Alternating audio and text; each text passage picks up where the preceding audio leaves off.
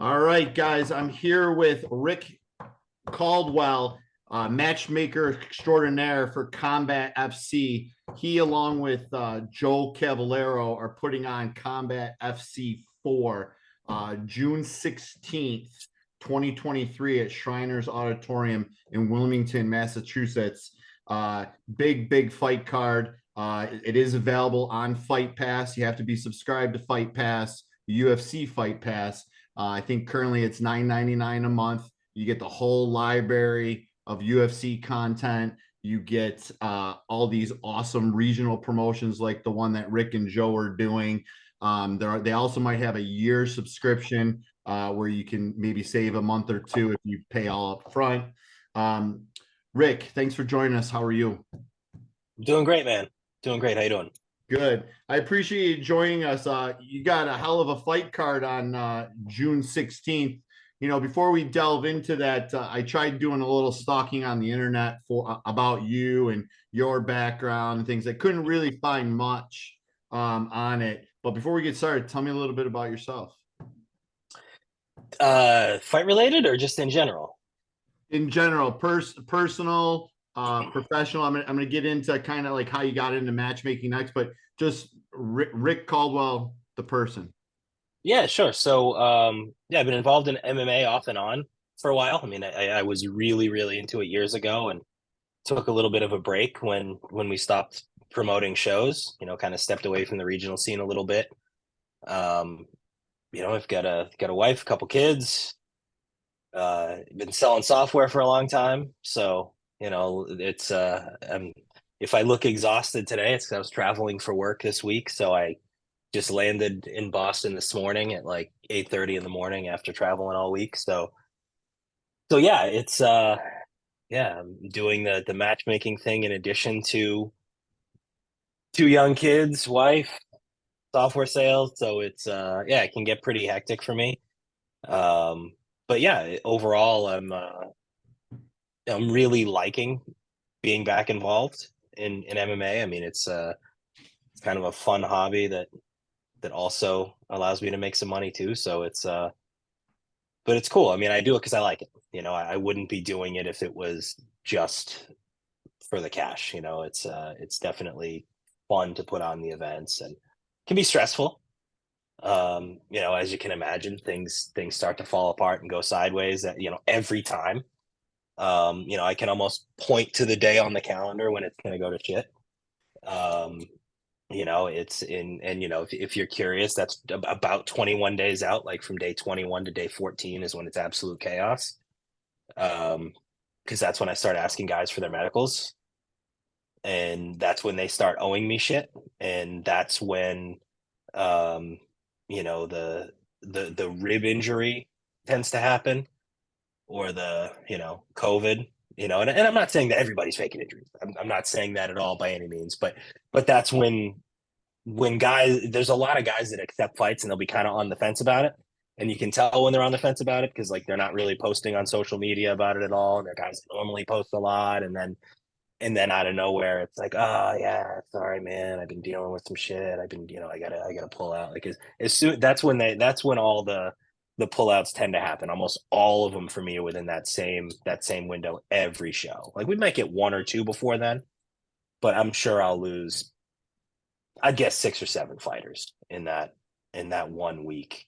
So I know that that's gonna be chaos. Like it always is. Every single show, I lose six or seven that particular week. So So, a couple questions piggybacking off what you said. Did you make some sales?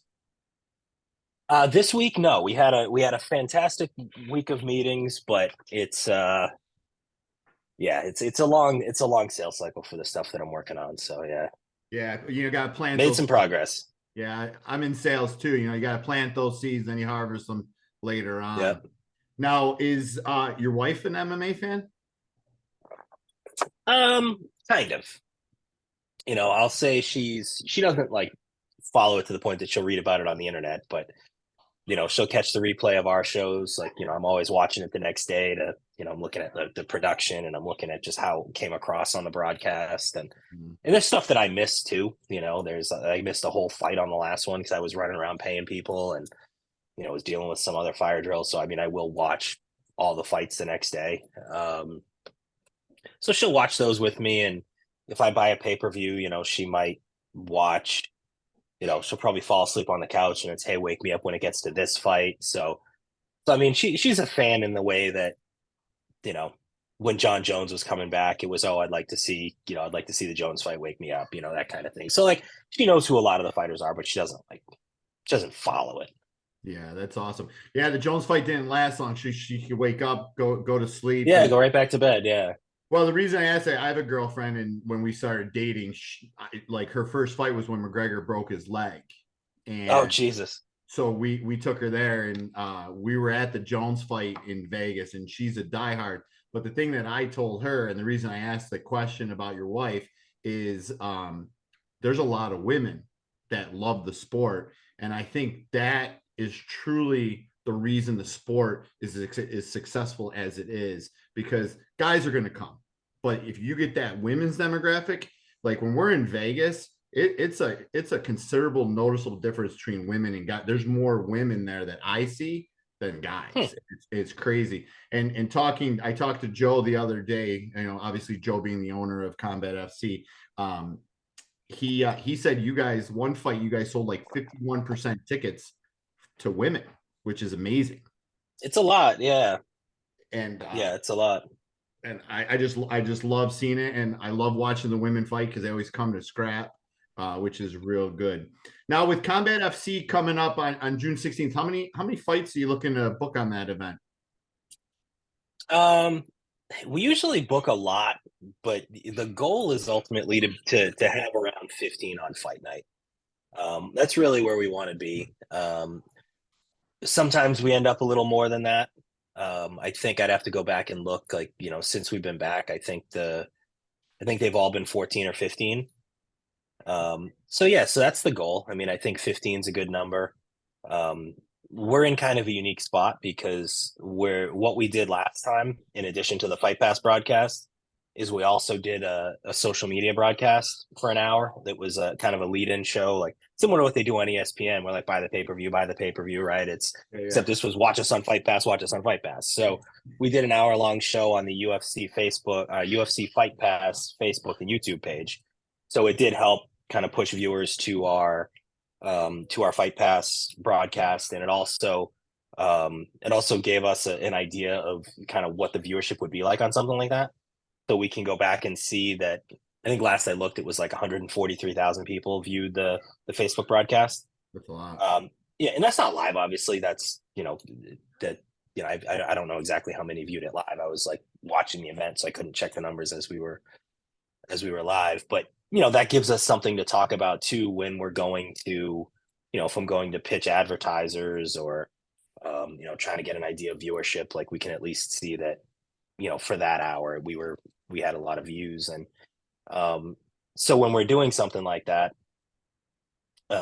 we had another bout that was supposed to be in there as a swing, where it would either go on that Facebook broadcast or it would go on Fight Pass. So it was a total of 9 fights that we were going to be having on one of the two platforms. So if we've got 9, and anything we do with Fight Pass has to be pro. They don't do any amateur fights at all. So I mean, in order to do the broadcast that we wanted to do, we needed at least 9 pro fights, or we could get by with 8, but 9 was the goal, to have that swing bout in there. We lost 1 on fight day, which sucked. But even still, it was 8 for Fight Pass. So in order to have those 8, we know that things are going to happen. I mean, we've lost fights every show on Fight Week. And it's like, one of the guys was dealing with a pretty serious injury, and that, he pulled out on fight day last time. And we've had guys pull out with staph infections the day before weigh-ins. We've had guys miss weight. So, I mean, I know that, like, if I'm at 17, 2 days before the weigh-in, we're probably going to end up at 15, give or take. We're going to lose something in that last minute window, whether it's an injury, whether it's, years ago we had, someone got in a car accident. Like there's always, it's crazy, man. Like crazy shit happens. So, but yeah, we're in kind of a unique spot where if my goal is to have, it's not like some of the other shows where if you lose some of your important fights, it's like, that sucks, but you can still kind of go on with things. I need to make sure that I have a few extra fights, because if I lose, if I think I'm going to lose two, or it's likely that I'll lose two on fight week, I need to enter fight week with at least 11 pro fights that I'm comfortable putting on TV. Um, so we have to book a lot, and we have to book, um, there has to be something compelling, there has to be a reason for each fight, right? Um, so yeah, we're in kind of a unique spot there. So I end up having to book a lot. Um, but the goal is to probably be in that 15 range, maybe 16. Awesome. And how's an athlete like get on your radar to fight on your card? How do they go about getting noticed? That's a good question. For everybody, it's different, honestly. Like there are some guys that if I just happen to know the gym owner, there are guys that are fighting on the next card that they're first time fighters and I know nothing about them other than the gym that they're on.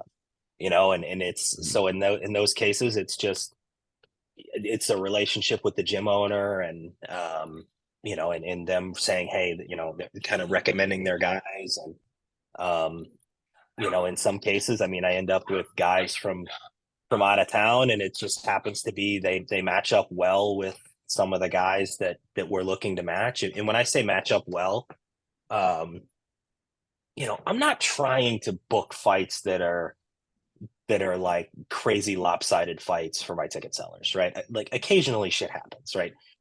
Opponents fall out, and then you're fucked like 2 weeks before the event, and it's like, okay, who am I going to get to fight this guy? And then it's like quite literally whoever is willing.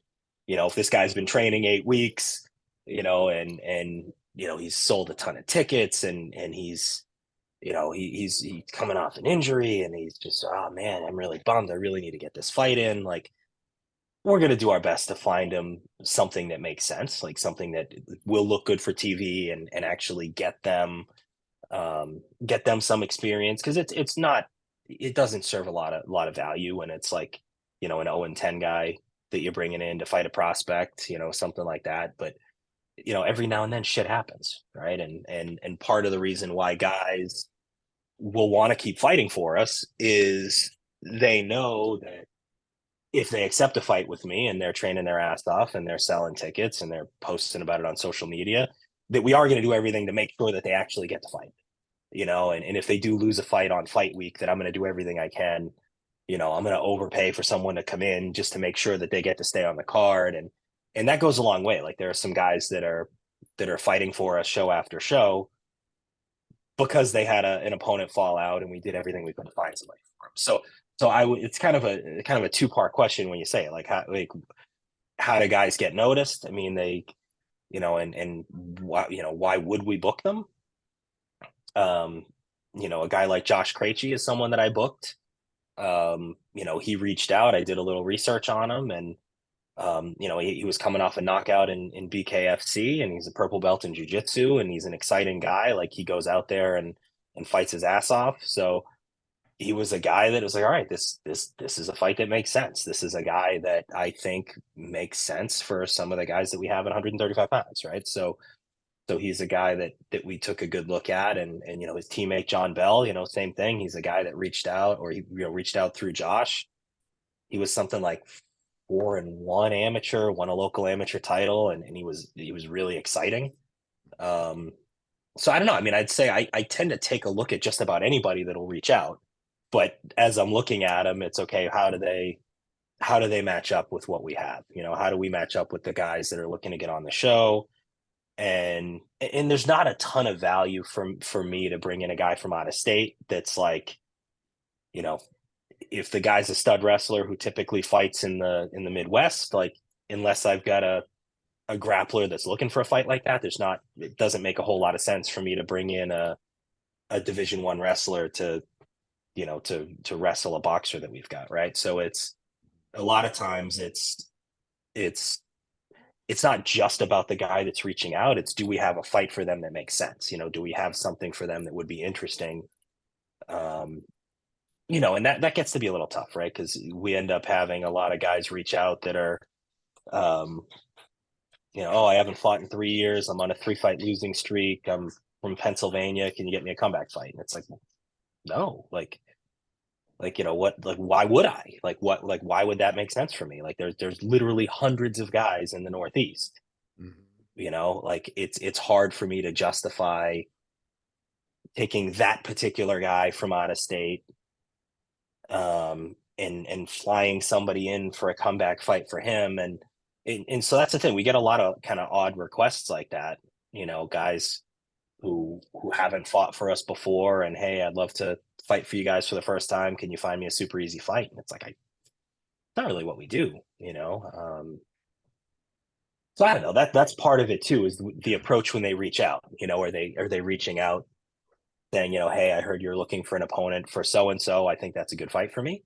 That certainly goes across a lot better than, hey, I haven't fought in a while. Do you have any guys that would be a good comeback fight for me? So the approach is definitely part of it. Yeah. Now, Combat FC again is, April, or not April, excuse me, June 16th in Shriners Auditorium. Tell me about the fights that are announced so far. Got a kid from my hometown. I've known his camp for 20 years. The head coach is one of John Jones's initial training partners. Great camp. Jonathan Piersma versus Cameron. If I mispronounce his name, no disrespect. Lakinov, is that how he's pronounced it? Lakinov? I think it's Lachinov, but I don't know. I could be wrong. I could be way wrong. So who runs John's camp, out of curiosity, when you mentioned one of John's old training partners? Casey Lamb. Okay. Casey Lamb. I knew those guys 15 years ago when they started in like probably a 300 square foot facility, and they've amassed a huge operation in Rochester, New York, where it's at the former Frontiers Common, legit, and they're producing jiu-jitsu athletes. They're producing, obviously, you have John, you have Nat Cabo, who is an amateur heavyweight, who's probably not his next fight. That's probably the last fight before he goes pro. You got a Relvis Hernandez, who's a stud. You have a female fighter, Joe Nelson. So I'm pretty familiar with those guys just because of the history there. John is definitely, when I met John, I didn't know about John until I talked to actually Casey. And I actually just spotted him in an interview. He told me about the last fight card that you guys had with him. There were some rumblings that, Dana White was potentially looking at him for a spot on the looking for a fight that he was filming right after UFC 285. But for some reason that didn't fall out. That kind of fell out. And now John has landed in a major fight for you guys, which, the winner of that bout between those two, are they going to get you think they're going to get a call to the show? I have to assume so, right? I mean, depending on the type of fight they'd be looking to do and how easy they are to deal with, I think that plays a big role too, not just for us locally, but that's something that plays a big role for the UFC too, right? Like again, that's kind of a common misconception with the UFC, right? Like they're not, their matchmakers are not like scouring the local scene saying, okay, who can we get to bring in and promote, right? Like there's tons of fighters all across the country. So they're like, okay, who has done enough to justify being here that's willing to take the fight that we're going to offer them, right? So I think that's part of it too, is if the timing is right for the UFC and these guys are willing to take a fight, and that's not to say it has to be an unwinnable fight or anything like that, but who's willing to fight for us on the day that we have an event, against someone with a similar record, and, kind of who's going to be willing to say yes. And I think both of these guys would, I think that's something that's part of the reason why I booked this fight, and part of the reason why I'm excited to have it. And I'm excited to work with both guys. I mean, because Piersma is someone that, if you look at some of his earlier fights, he wasn't taking the easy road, right? He was taking pretty tough fights, and that fight up in Maine against Ryan Sanders, like not a lot of guys want to fight Ryan Sanders, Ryan's a tough veteran. He's tricky on the ground. His stand-up's awesome. He was coming off like a 20-second KO head kick win or something like that. So like not a lot of guys are like, yeah, I'll fight Ryan Sanders. Give me that one. And then 29 fights. yeah, exactly. Um, and then after that on our card, he fought Senate Armudi, and like nobody wants to fight that fucking guy. He's a 6'4" black belt. Everybody in the Northeast is turning the guy down. So Piersman took that fight and he went in and looked fantastic in that fight. So it's I think it was pretty clear to me at that point that he's got to be viewed as the top guy in the Northeast right now. I mean, he's more active than anybody else. He's winning. He's only got fighting the other tough guys, right? So, now that Billy Goff's in the UFC, he's got to be viewed as the top guy. And Cameron was, he was kind of viewed as that top guy for a while before he went on the Ultimate Fighter. He's had some really awesome fights. He's beaten a lot of tough guys. I think the only reason why people kind of stopped viewing him as the top guy in the area is because he hasn't been very active. And we see that happen with a lot of guys, right? Like a lot of guys are fighting locally because they want to get their shot. They want to get to the UFC. They're trying to get to that next level. And then, if it doesn't work out, and for those that aren't familiar with him, he lost on it was on one of the seasons of the Ultimate Fighter, and he lost in the opening round to the eventual winner. He lost to Brian Battle on the Ultimate Fighter. So, so that's something that we see that happen with a lot of guys when they're like, okay, I don't feel like climbing the ladder again. But yeah, that's going to be an awesome fight. I mean, I honestly have no clue how that fight's going to go. Is that your main event? Yeah, as of right now, it is. Yeah, I'm hesitant to say yes because you never know what's going to fall into your lap. It's wild. Like I've had some pretty crazy fights fall into my lap 4 weeks out. So as of right now, it is. The intent is for that to be the main event. But never say never. It's possible something crazy happens. And you said Sanad is the guy that nobody would fight, and John took that fight. Yeah, nobody wanted it. Armudi so he beat Billy Goff in the amateurs, and Billy's the guy that's in the moved to the UFC recently. Yeah. He choked him out in the first round, and people saw that and were like, well, like, all right, why, like that's just he doesn't have enough fights, and he's tough, right? So he lost one of his early pro fights because he fought a guy with like 20 fights, and he lost a decision. So like, okay, a 1-1 guy who's a 6'4" black belt, like there's easier nights out. Let's not do that one. So and then he won a couple fights, and people were still just like, no, there's easier guys to fight. So John took that fight. He was willing to take it, no issue whatsoever. And yeah, they jumped right at the Lachinov fight when it was offered. So yeah, I'm pumped. It's gonna be an awesome fight. I'm definitely excited as a fight fan. Obviously, my relationship with his camp, obviously I'm going to be non-biased on it. But it definitely, that fight, former Bellator, former Ultimate Fighter guy, that's an interesting fight to me as just a fight fan in general. I definitely like that. Now, just touching base, were you able to watch John's one loss against Charles Radke? And what did you think of that? I mean, it was a close fight.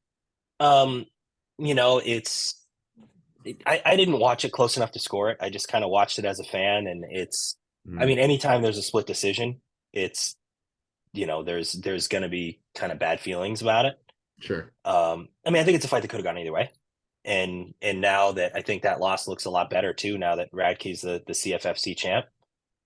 And I think anytime a guy that won a split decision starts talking shit about you after he wins a fight, that's kind of a good sign that he's there's some questions in his mind about the decision as well. All right. So and maybe he doesn't think that he lost, but maybe he thinks, okay, I'm better than that guy. I should have, it shouldn't have been that close. I mean, like it's pretty, it's rare to see a guy talking about a guy that he beat in an interview about, possibly wanting to fight again. So it's, yeah, I mean, there's definitely some unanswered questions there. I mean, I don't think that the two of them will ever fight again, though, candidly, or at least not on the local level, because it's like guys like that don't stay local for very long. You know, Sure. like after this fight here, I'd be if John wins this fight, I'd be shocked if he doesn't end up in the UFC in some capacity. If he doesn't get a shot. So I mean, I think the only way that those two would bump into each other again on the local level is, if John were to lose this fight, or if he wins and then loses in the UFC and then is fighting regionally again. Like I don't think it's a fight that's going to happen in the next 6 months. I'd see them both going in kind of different directions. But if it happens again, it'll be a fun one.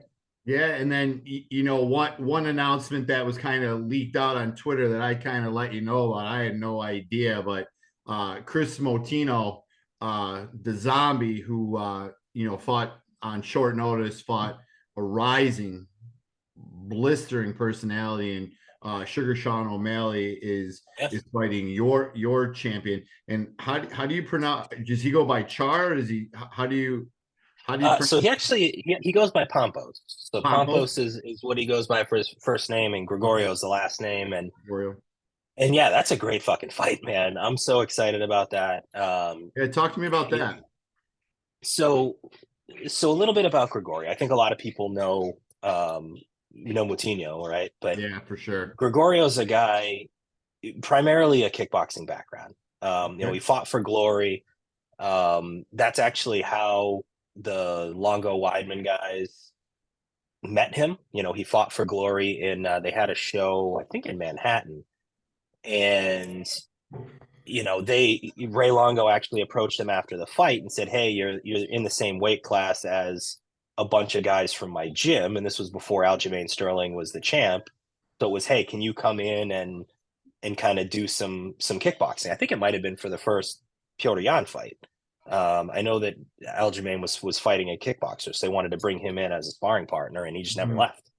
So he's been at Longo Weidman for a while now, and fantastic kickboxer, like really, really technical. I don't know if you watched his first fight with us when he was supposed to fight Rico DeShulo, and Rico ended up having to pull out of that to accept the role in the Ultimate Fighter this past season, which that's the one that is on TV in a month, right? So Rico was supposed to fight him for that title, and Moutinho was also supposed to fight on the card too, and he was supposed to be on the Ultimate Fighter. So they both pulled out, and we matched their opponents up for the belt. Yeah, and that's how that that particular matchup came about. And Pompos looked great. I mean, he looked very technical. He ended up winning 5th round TKO via leg kicks. Yep. Very explosive athlete. I mean, his training partners are Aljamain Sterling and Merab Dvalishvili, right? He's got like the number 1 and number 2 bantamweights in the world are the guys that he works out with. Yeah, they're not that good. No, I'm just kidding. They're not that bad, right? Yeah, I mean, so he's a guy that he's on the short list to get into the UFC. Also, I mean, I know his manager pretty well, and they're talking to the UFC now, and it seems like I mean, he's close. I think if whichever guy wins this fight, I think they're going to be in as well, right? Because Moutinho was supposed to be on the Ultimate Fighter, and then he was out there in Vegas for 2 weeks, and then they sent him home and said, "All right, you're going to be an alternate." And he's coming off a win as well. Like he won a fight about a month ago. So if he goes out and wins, and I mean, both of these guys are on the UFC's radar. So if you go out and beat another guy that's on the UFC's radar, that tends to be the thing that puts you over the top. Yeah. And the rumor is that there's going to be a UFC in Boston in August. So if that's the case, it wouldn't be shocking to see both guys who win belts on our show in June end up on that August show. So yeah, we'll see, man. Now we'll see. I'm excited. Is Pompos, like I had a question, name 1 or 2 fighters in Combat FC that people may not know about, but they definitely should. Is Pompos one of those guys? Yeah, he's definitely one of them, but I feel like people should probably know him, right? He headlined our last card, and he's our 1 pro champion. So I feel like people should probably know who he is if they follow us at all. We also have some up and coming guys too that I think a lot of guys should be paying attention to them, and it's something that we've seen in the past where if you look at kind of the local rankings out here, you see guys that have a whole bunch of fights, but they're kind of stuck in the local scene. If maybe it's because they've already had a shot and are fighting locally again, or just because it's maybe it's a quality of opponents. Like you can't quite figure it out. But there'll be guys that have pretty good records but are still local, and then we have these up and coming prospects that'll be kind of lower than them in the rankings. But next thing you know, you blink and they're 7-0 and they're in the UFC, right? And we've got a couple guys that I think could definitely follow that path, and in the next 6 or 8 months could end up being guys that the UFC would look at. And those two guys I'd say are Jake Pilla and Travis Demko. And Travis who? Demko. Okay. So what yeah, weight fight at? Both of them are at 135. So you guys got a lot of 135ers in Combat FC, right?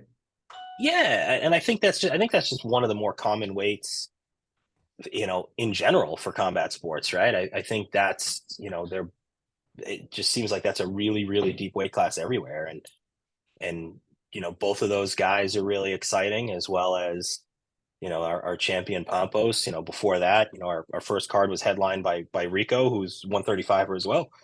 So I think it's just there's a lot of really good guys in that weight class in the Northeast. Yeah, absolutely. So yeah, I think both of those two guys, if you were to ask me about like kind of who are our best prospects, like outside of the guys who are fighting for belts, like the guys that we could see in the UFC in a year, I'd say Travis and Jake are right there. Awesome. You guys just announced a fight this morning, Aaron Tressel and Sage Philippi. Tell me about those guys. And why did you match those guys? Yeah, that fight's gonna be a lot of fun. So Aaron is a former boxer, right? Like he had some pro boxing fights before he turned to MMA.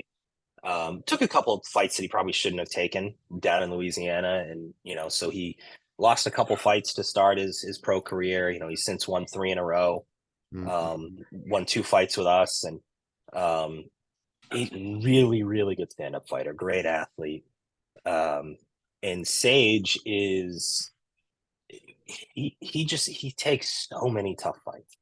Like he's really, really good. He just fought a guy with like a 5-2 record, and it was a split decision. And like there's just been a couple things like that for Sage that he's another one that fought Senator Moody, and that was a close fight. So he's always involved in these great fights.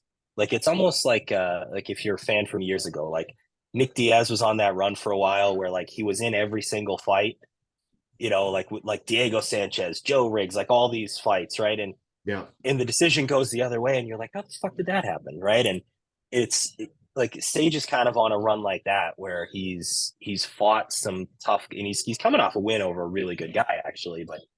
But prior to that, there's some losses in there where it's like really could have gone either way against really tough opponents.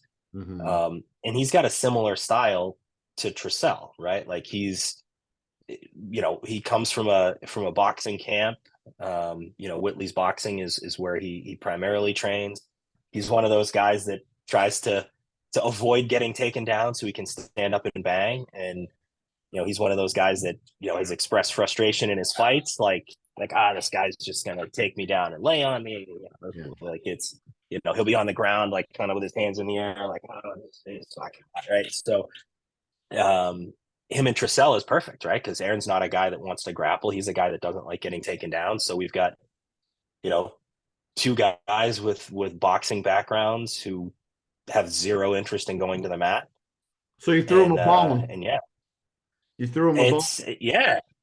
I matched a fight that they're both excited about, and a fight that everybody in the arena is going to be excited about, because you've got 2 explosive athletes with great stand-up, punching each other in the face with small gloves. It's gonna be awesome. Yeah, the fight's gonna be fantastic. Now, when we were talking, you were telling me that we might be able to break some fights. You got anything that we can drop right now? Yeah, we could do. Let's do a couple. So sorry, I'm looking at my list here. So yeah, one that I'm excited about guy that fought in our last show, Robert Wustig. Robert's a veteran of the sport. He's fought a lot overseas. He fought Mo Kanani on our show. Really good fight. Close decision, didn't go his way, but exciting fight. He's a tough kid. He's up in New York as well. I don't think he's in Rochester, but I Buffalo. know he's somewhere I know he's somewhere in upstate. I think he might be in the Syracuse area. Okay. Um, What and, card? What card did he fight with you guys first? he was just on the last card. So 3. Yep. Yeah. So he's got something like 20 pro fights, tough kid. Um, and that was his first fight in a few years, so he was kind of shaking some of the ring rust off. But yeah, he looked good. He's actually got a fight coming up before that as well, and he's fighting the guy that's had kind of the worst luck in the last 12 months out of anybody. So he's fighting Leo Ladera, and when I say Leo's had some bad luck, he's lost more opponents than anybody I've ever seen. He won a fight on Combat FC 1, took a fight on another promotion between Combat FC 1 and Combat FC 2, and I think he lost, I don't know, 3 opponents on that show. Wow. Right? Like some guy flew in from Alaska and missed weight by like 10 pounds, and so his fight on fight day never happened.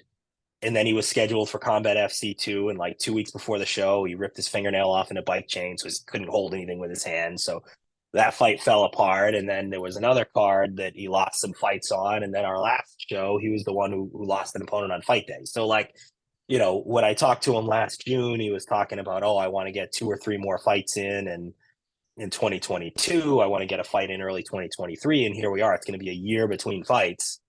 And, he wanted to fight 3 or 4 times in that span. So yeah, he's had some bad luck. So hopefully nothing goes wrong with this one. And, him and Wustig will be a great fight. Leo's, he's a brown belt in jiu-jitsu, but he's one of those guys that doesn't really, kind of like similar to Vito Belfort years ago, like doesn't really like to use his jiu-jitsu, wants to stand up and box for most of it. Unless he's fighting John Jones. Right, exactly. Yeah, so Leo's a lot of fun. Very explosive guy, really exciting. Yeah. And Robert spent a lot of time in his last fight in the stand-up. He went to war with Kanani, so that'll be another fight that's fun for the crowd, fun for the viewers. So yeah, that one will be good. I'll also mention. So actually, yeah, you know what, I mentioned Demko earlier. We've got a fight for Travis Demko. I'm going to be announcing that next week. He's fighting. And just a little background on Travis. So we see a lot of guys that are really, really good, and then they kind of disappear for a few years, and people forget. People forget who they are, and Travis is kind of one of those guys, right? Like he's 3-0 now, but a lot of other guys at 135, 145, they're getting a little bit more of a push than him from some of the local media, and they tend to, they're kind of bought into some of these other prospects a little more. But Travis is awesome, man. Like he's so good. He's good everywhere. He's 8-1 as a pro boxer. His last fight he won by submission. He submitted a purple belt in jiu-jitsu. In his last fight, he's good everywhere. Like he can wrestle, he can strike. He cut a funny promo after the fight. Like he's the total package, man. He's awesome. And he's taking one of those fights that's not what you typically see a prospect do. So he's fighting a guy named Abbas Abbasov, and he's a guy that some crazy amateur record. Like he's something like 7-2 amateur, but he was fighting guys that were like 9-1 and 8-2. Like, so he was taking like other parts of the country. You see these amateur scenes that are just like guys fight in the amateurs for 8-10 fights, and they're fighting other guys that have 8 or 10 fights. And so when they turn pro, they're just absolute savages. And this kid's 1-0, but he's one of the toughest 1-0 guys I've seen in a while. So what's his last name? I'll spell it for you. Okay. It is Abasov. Yeah. So he's first name is Abbas. So yeah, he's awesome. Like really, like he's some of the guys that watched him said they remind him of Piotr Jan as far as like fighting style. Like Okay. happy to stay on the feet. He's gonna box with guys, but also really good wrestling. Like he's got Mhm. that kind of Eastern European wrestling background. So I mean, it's gonna be an awesome fight. Like it's and when I say not a lot of guys take those fights, like he's one of those guys that um I probably could have found Travis an easier fight with a guy that was like 10-4. Like I Yeah. could have found him. I could have found someone with an impressive record that was an easier fight than this guy, but they were looking for a tough fight. He was Mhm. he's they some coaches take a very different view of it, right? Like some guys want just get me the easiest fight you can. Let's get my guy to 5-0, 6-0, and we'll try to get him in and hope for the best. And other guys are looking at it like I want to take the tough, I want to take the tough fights. I want to test myself. I want to make sure that I'm ready for that next level. And that's definitely what Travis is doing here. I mean, he's taking a fight that most managers would advise against. It's a fight that could go either way, and it's gonna be fucking awesome. Like it's a really really tough matchup. Yeah, no, Um, I'm excited about that for sure. yeah, and yeah, I'll mention another one All right. real quick. I'll mention one of the amateur fights that we've got. Um, One of my favorite amateur fighters, and he hasn't been able to be on Fight Pass or anything where he's an amateur, but um, we've had his first three fights, his only three amateur fights. It's a kid named Jared St. Jean. So he took his first fight with us at, he was 19 years old, and he's one of those guys that's been training since he was, I don't know, 10, right? Okay. So he's been in the gym, started taking like karate classes, right? And then it was kids jujitsu, and then it slowly progressed into the adult classes, and he's a purple belt in jujitsu now, and his striking's really good. So he won his first two fights by first round finish. He submitted the first guy, knocked out the second. In his last fight, he fought an undefeated guy, Sahib Jackson. Great fight. One of the best fights on our last show. I think I put it up on our YouTube page. Awesome, awesome fight. Okay. Um, Sahib is like he looked a lot bigger, and it was one of those fights where in the first round it was like, okay, like you could see that Jared was struggling. Sahib was all over him in the stand up. And in that first round, it was like, okay, it looks like Sahib's going to be a little too much for him. And then the second round, he turned it on, and in the third round, Jared won the third round on all three cards, and it ended up a split decision win for Jackson. But I think it showed a lot about Jared, right? I mean, I think he turned 20 on Fight Week last time, and he was fighting a guy that was a little older, a little more experienced, actually a striking coach down at Triforce. So he took a really tough fight. He was getting hit hard early, and he fought his ass off, fought through it, and turned the tables by the end. And he came up on the short end, but I'm sure he learned a lot. I'm sure he learned a lot more in that fight than he did in his first two wins. And so Jared's coming back for his fourth fight with us, and we've actually got him in with another young guy that's really good, Tristan Wood. So give me 1 second. I want to pull up Tristan's record because I don't want to screw it up, because I know that he's got some kickboxing as well. Um, Are all these but yeah, guys on Tapology? yeah, yep. So Tristan, yeah. So I'm looking at it. Tristan's actually 1-0 MMA, but he's 2-0 kickboxing. And he's all three are finishes. And he's a guy coming down from 170. So he's got two knockouts in kickboxing. He actually knocked out one of Jared's teammates, at 170, and now he's coming down to 155. And again, he had a submission finish in his first MMA fight as well. So it's, I love seeing guys like, Jared's coming off a loss, right? It would be really easy for his coach to say, hey, he's coming off a loss. Let's get him. Let's pump the brakes a little. Let's get him a guy. Let's get him a 1-2 guy. Let's get him someone that's also coming off a loss or something. Yeah. But they're like, no, let's keep the ball moving, right? Like let's, yeah. Oh, this is guy who's 2-0 kickboxing and won his first amateur fight by submission, yeah, let's do that one. Let's keep progressing. Let's keep getting better. And I kind of like the approach they're taking with him. You know, they're using their amateur fights as learning experiences, right? Like they know that he's going to go pro at some point, so they're trying to get him some valuable experience in the amateurs. And you know, we love working with guys like that, you know, and candidly, not all guys are like that. You know, I'm sure if you've been around local MMA long enough, you see it. There's, you know, I've got some amateur guys that reach out to me and they're like, just, you know, it's never the fighter. It's always the coaches that are like, you know, like, yeah, we you know, let's see if we can get him an easy fight. And I'm like, like that's such a hard thing to do in the amateurs Yeah. because like I can't pay guys, right? So you want me to call a coach and like I'm not going to bullshit the guy. Like I'm not going to lie to the guy and say, "Hey, this is a really good, you know, I've got a guy that's, you know, again, I've got a guy that's 4-0 and I'm making up records here, but you know, this 4-0 guy is looking for an easy fight and I think it's perfect for your, you know, 2-4 guy, right?" Um, you know, so it's tough for me to convince guys to come in and take a lopsided fight for free.